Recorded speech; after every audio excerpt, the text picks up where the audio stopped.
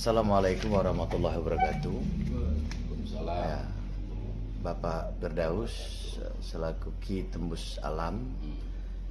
Kami dari manajemen podcast yang ada di Kabupaten Pesisir Barat ingin bertanya, ada beberapa pertanyaan yang ingin kami tanyakan kepada Bapak terkait sejarah histori lahirnya Kabupaten Pesisir Barat. Karena Bapak menurut kami adalah salah satu tokoh yang ikut berjuang merintis lahirnya Kabupaten Pesisir Barat tersebut. Betul. Oleh karena itu kami ingin tahu cerita detail akan lahirnya Kabupaten Pesisir Barat tersebut. Ya, silakan Pak. Ya, pertama Bapak ucapkan terima kasih atas kehadiran kalian semua di sini. Ya memang selama ini ada berita simpang siur tentang bagaimana proses perjuangan kabupaten, proses perjuangan lahirnya Kabupaten Pesisir Barat. Dan hal ini sangat layak untuk diluruskan. Karena apa? Karena ini adalah sebuah momentum yang menjadi tolak ukur kita untuk bagaimana kita mencintai kabupaten tanah kelahiran kita. Nah, untuk itu kalau ditanya proses dari perjuangan lahirnya Kabupaten Pesisir Barat Krui itu banyak sekali prosesnya, mulai dari KMKP, P3KPB, lalu bahkan sebelum itu ada orang-orang tua kita terdahulu itu ada, dan saya tidak akan menyebutkan itu, tapi semua masyarakat Pesisir Barat itu tahu. Saya hanya ingin bercerita tentang sejak adanya P3KPB, ya. Jadi P3KPB itu panitia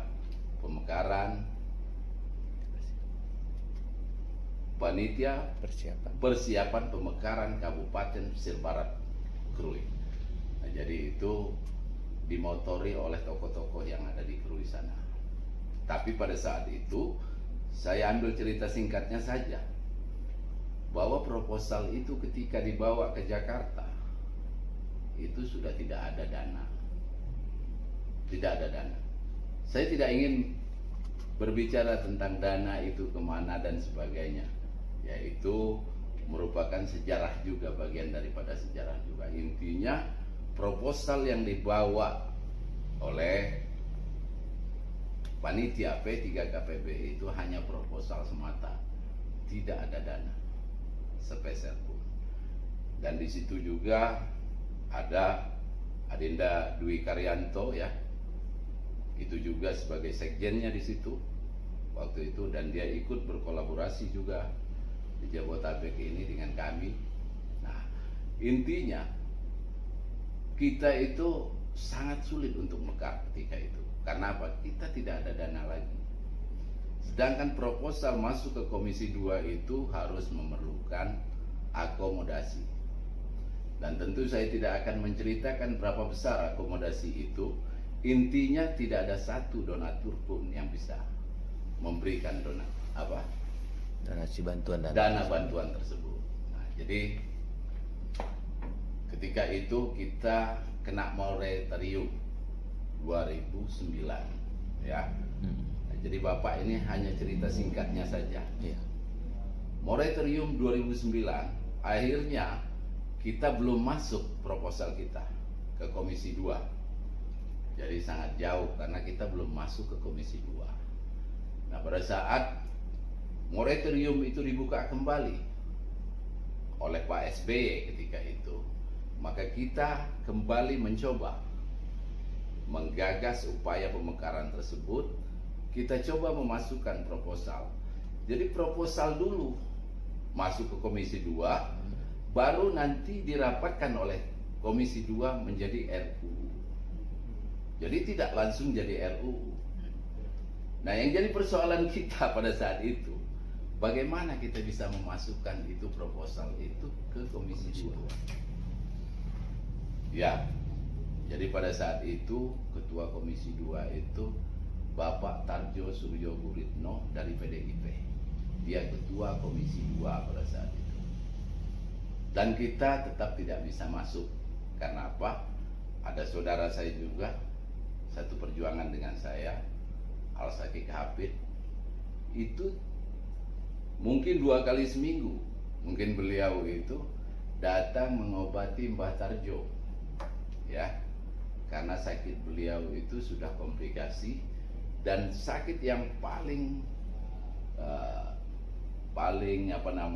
krusial itu Mbah Tarjo itu kencing tidak bisa dirasa, jadi tidak connect dengan dia, buang air kecil itu nggak bisa connect.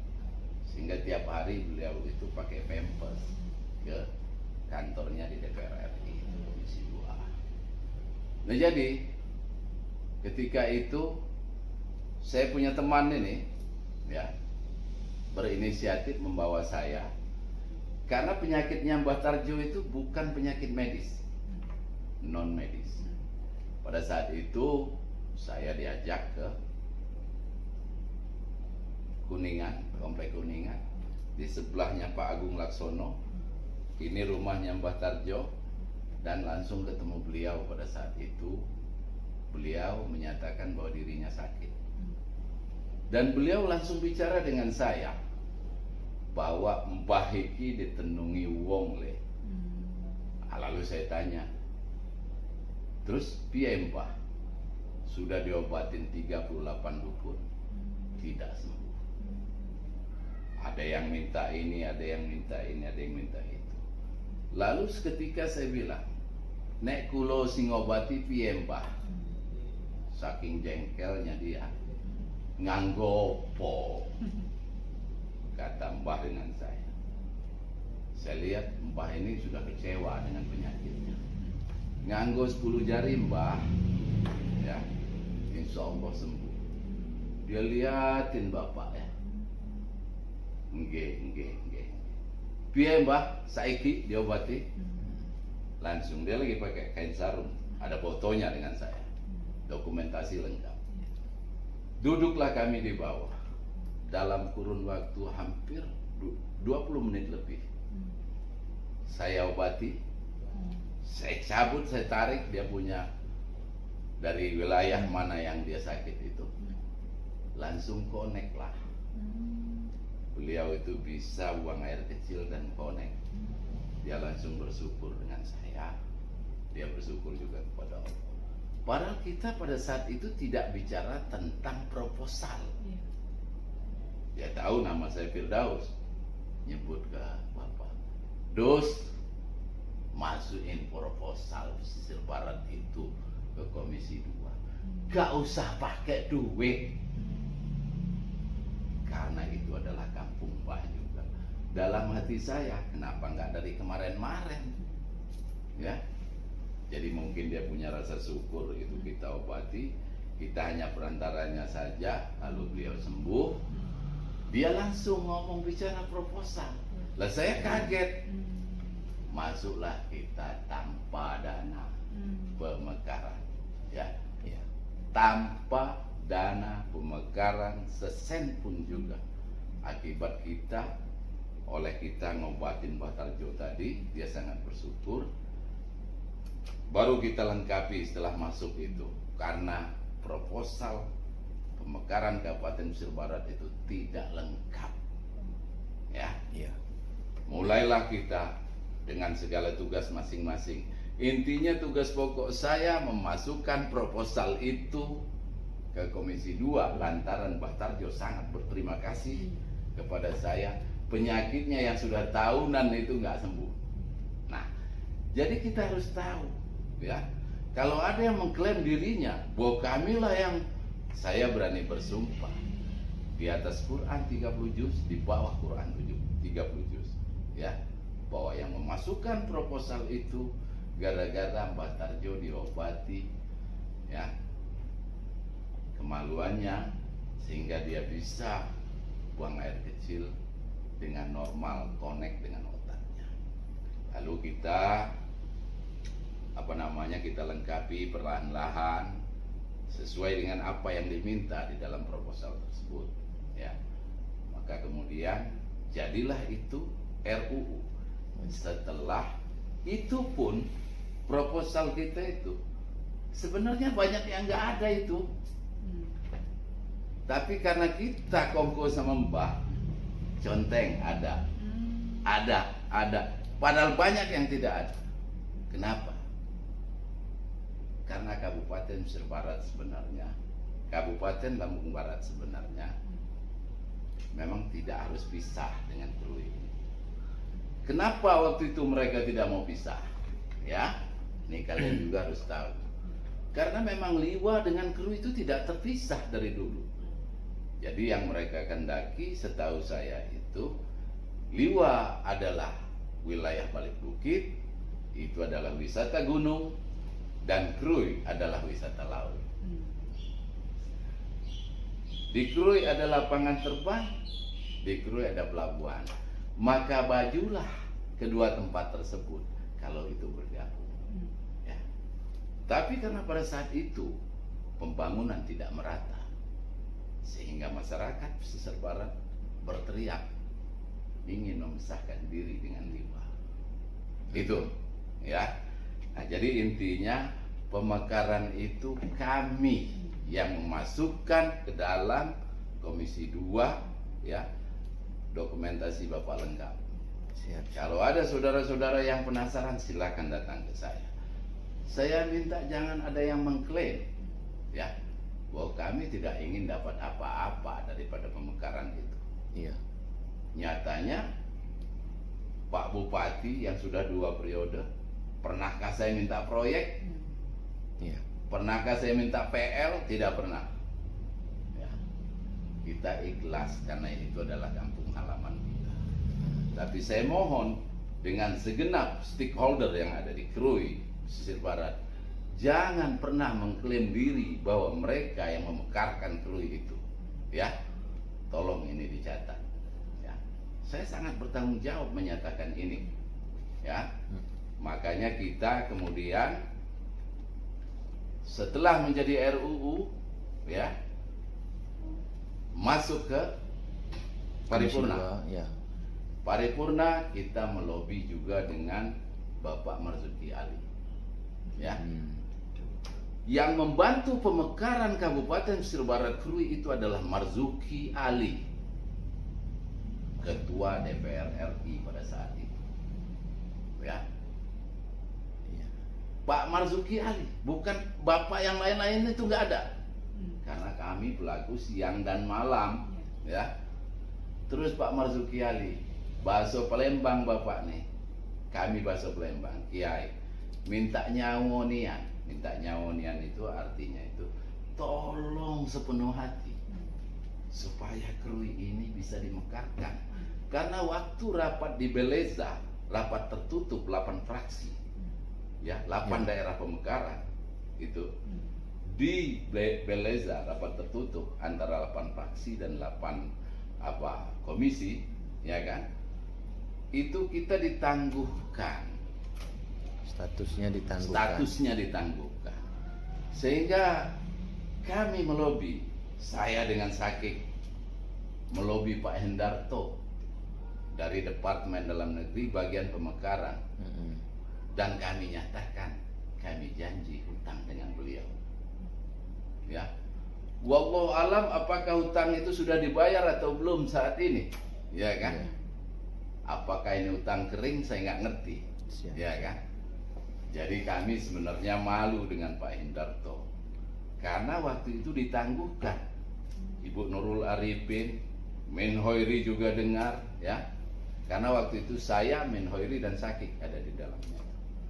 Dan kan kita itu ditangguhkan Krui Pesisir Barat, ya. karena ekonomi dan keuangannya itu ya diambang batas minimum, sehingga kita ditangguhkan. Kita melobi lagi dengan Pak Indarto, ya, sehingga kita mau ngasih uang lelah, ya. Lah karena saya bukan jadi bupati, saya nggak bisa ngasih uang lelah, ya. Karena kami yang pejuang pemekarannya itu tidak ada yang jadi bupati. Nah, tapi kami bersyukur bahwa itu sudah menjadi kabupaten. Alhamdulillah sekarang sudah menjadi kabupaten. Sudah menjadi kabupaten. Jadi maksud saya itu, marilah semuanya bersyukur. Jangan neko-neko di Kabupaten Pesisir Barat itu. Saya salah satu pejuang memasukkan proposal itu di Komisi 2 lantaran ngobatin Mbah Tarjo. Kalau tidak ngobatin Mbah Tarjo, enggak masuk. Mungkin sampai hari ini proposal itu belum masuk. Tidak masuk. Karena tidak mudah mencari uang 450 juta. Siap.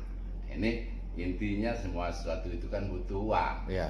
Dari Krui ke Jakarta juga kalian butuh uang kan? Uang, betul. Nah, jadi maksud saya melalui dialog kita ini, apakah ini berbentuk podcast dan segala macam, semoga apa yang saya katakan ini diketahui oleh seluruh masyarakat Pesisir Barat. Iya, siap. Dan saya RM Firdaus Andika Negara, ya, kalau di YouTube saya Ki Tembus Alam, saya bertanggung jawab menyampaikan hal ini.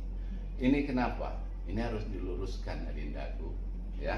Siap. Kalau tidak diluruskan, makin hari makin kabur. Betul. Karena apa? Kita tidak ada prasasti di Krui itu bahwa mekar tanggal sekian oleh sekian para pejuangnya ditulis. Lebih hebat bom Bali ditulis, yang mati-mati ditulis. Tapi pejuang pemekaran Kabupaten Pesisir Barat tidak tertulis. Ya.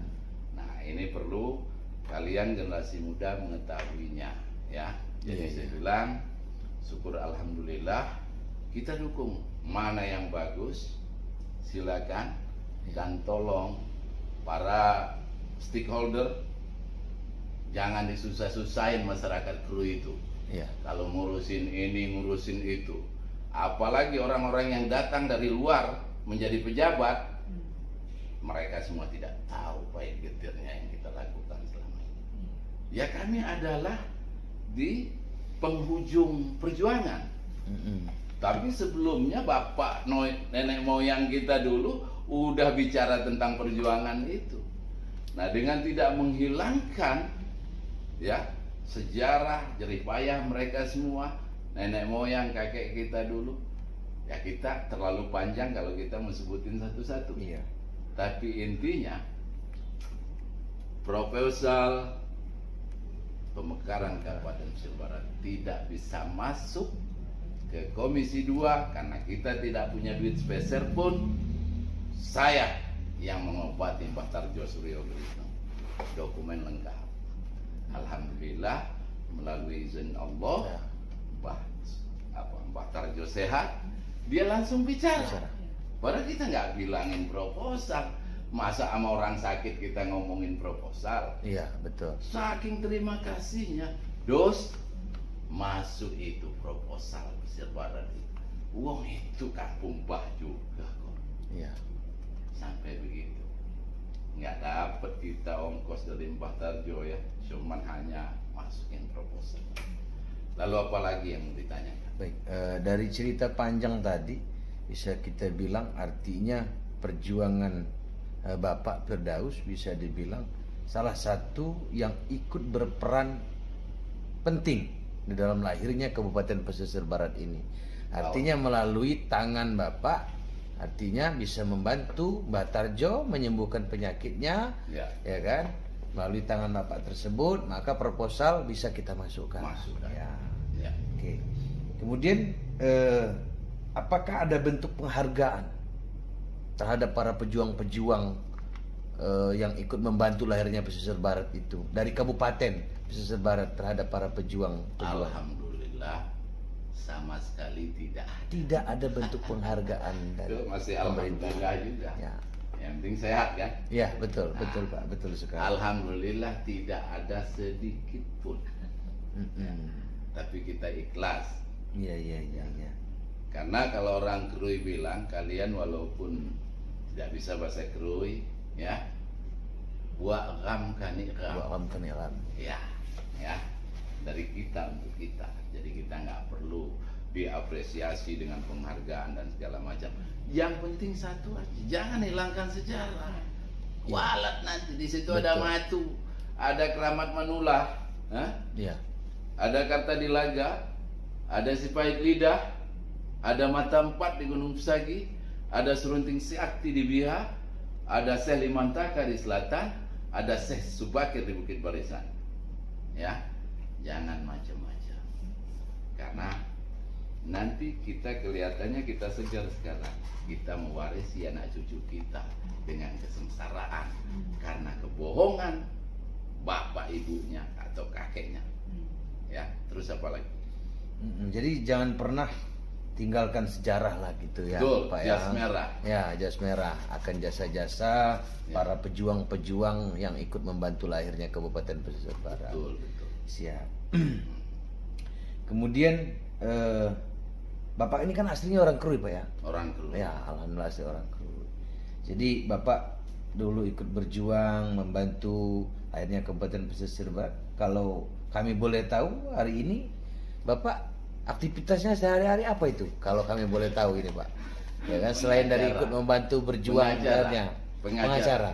Pengangguran banyak acara. Udah pengangguran tapi banyak acaranya gitu banyak Pak ya? Acara. Iya. Karena Bapak itu ya pertama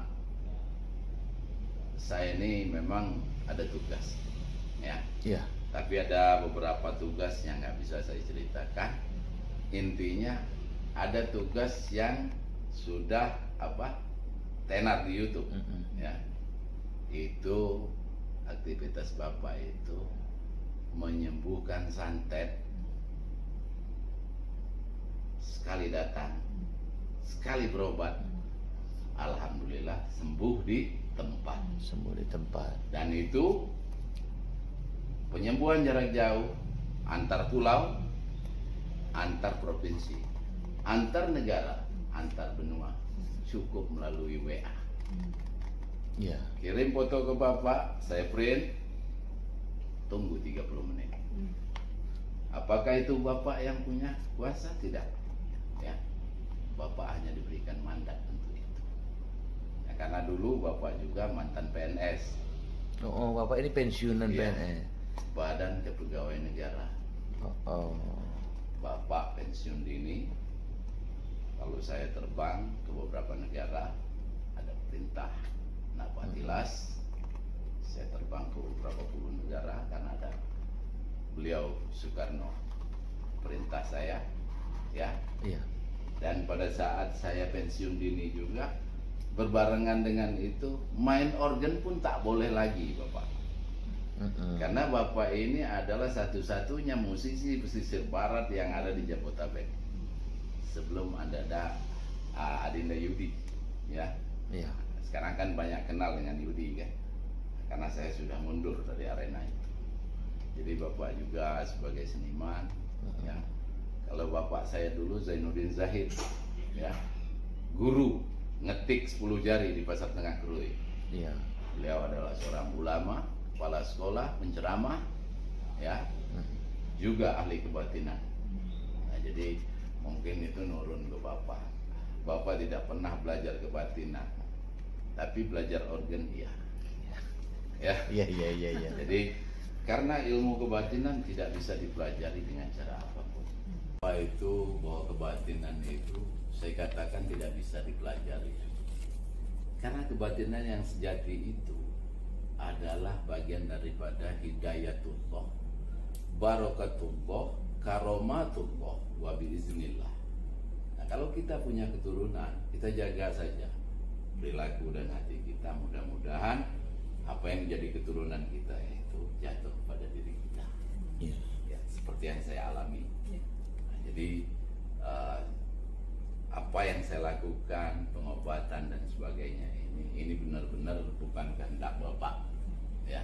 Tapi alhamdulillah sudah sudah cukup banyak orang khususnya kena santet itu Bapak obati melalui Bapak, tapi atas izin Allah itu. Jadi apa lagi yang harus ditanya dengan Bapak? Baik, terima kasih Pak Firdaus. Bisa dibilang banyak sekali ilmu yang bisa kami dapatkan dari penjelasan Bapak yang cukup jelas, padat, singkat gitu. Ya. Penjelasan Bapak barusan. Ya, kemudian mungkin pertanyaan terakhir dari kami selaku manajemen podcast yang ada di Kabupaten Pesisir Barat, apa kira-kira pesan sosial untuk masyarakat Pesisir Barat dari Bapak Firdaus, khususnya untuk seluruh masyarakat Kabupaten Pesisir Barat yang ada di sana? Mudah-mudahan dengan pesan yang akan Bapak sampaikan ini nanti bisa bermanfaat untuk semuanya. Amin. Gitu. Amin. Jadi pesan sosial dari saya, pertama ya, bahwa pemekaran Kabupaten Pesisir Barat itu tidak diraih dengan mudah, ya, dengan pahit getir perjuangan seluruh masyarakat Pesisir Barat, berkat doa dari seluruh masyarakat Pesisir Barat, baik yang ada di Pesisir Barat maupun yang ada di perantauan. Nah, kami selaku pejuang pemekaran yang ada di Jakarta, seperti yang saya jelaskan tadi, itulah rumit proses yang saya bisa jelaskan, sehingga masuklah proposal kita itu. Kan pemekaran itu intinya memasukkan proposal, ya. Kalau tidak bisa masuk proposal, tidak ada pemekaran. Betul. Ya, jadi itu paling intinya. Nah, walaupun proses berikutnya nanti, ya, setelah proses itu kita guyup sama-sama ke DPR RI segala macam itu, nah itu tidak bisa disepelekan juga, ya. Karena itu adalah kebersamaan kita mengawal daripada pemekaran itu. Tapi inti dari pemekaran adalah masuknya proposal pemekaran Kabupaten Pesisir Barat di Komisi 2 melalui Mbak Tarjo Suryo Guritno dengan tidak memakai uang sedikit pun, karena saya mengobati Mbak Tarjo. Jadi awal daripada pemekaran itu adalah masuknya proposal pemekaran. Mohon tidak ada saling mengklaim dalam hal ini. Karena apa? Kami ikhlas-ikhlas saja. Alhamdulillah adik-adik bisa berkiprah di Kabupaten Pesisir Barat, ya, dalam naskahnya masing-masing. Dan pesan saya kepada seluruh masyarakat, mari kita jaga kabupaten kita ini, ya. Dan wabil khusus kepada stakeholder yang ada di sana, ya, berikan kemudahan kepada seluruh masyarakat yang ada di Pesisir Barat, karena tanpa doa dari seluruh masyarakat Pesisir Barat tidak akan pernah terjadi pemekaran itu. Siap. Itu saja dari saya, ya. Semoga kita semua dalam lindungan Tuhan Yang Maha Kuasa, Allah Subhanahu wa Ta'ala, jauh dari segala musibah, jauh dari segala malapetaka, kita selalu dalam kondisi sehat walafiat di dalam berbakti kepada negara dan bangsa. Amin. Amin. Nah, itu aja Bapak dari Bapak, ya. Mungkin kita tutup. Salam kompak, ya. Salam sehat selalu. Salam kemuliaan dari saya untuk seluruh masyarakat Pesisir Barat. Billahi taufik wal hidayah. Wassalamualaikum warahmatullahi wabarakatuh. Waalaikumsalam warahmatullahi wabarakatuh. Itu ya. Semoga kalian pulang dengan selamat, ya. Di kapal juga selamat, ya. Amin. Semuanya ini, ya. Adik-adik semua, ya. Terima kasih. Inilah Pak Firdaus yang tinggal di Tangerang, ya. Ya. Kalau ada apa-apa, ada yang sakit-sakit, kena santet dari manapun juga, silakan datang. Siap. Bapak bisa bantu melalui izin Allah, baik secara datang langsung maupun melalui foto. Itu aja pesan dari Bapak. Tapi saya berdoa semoga kalian tidak ada yang sakit. Amin. Jangan pernah berharap orang-orang itu jadi sakit, ya. Karena kita selalu berharap sehat walafiat. Tolong juga didoakan Bapak ya, supaya Bapak juga sehat walafiat. Amin. Karena orang yang bisa membantu orang yang sakit itu adalah orang yang sehat, betul. Sehat jasmani dan rohani. Oke. Ya. Selamat kembali ke Krui. Krui. Ya.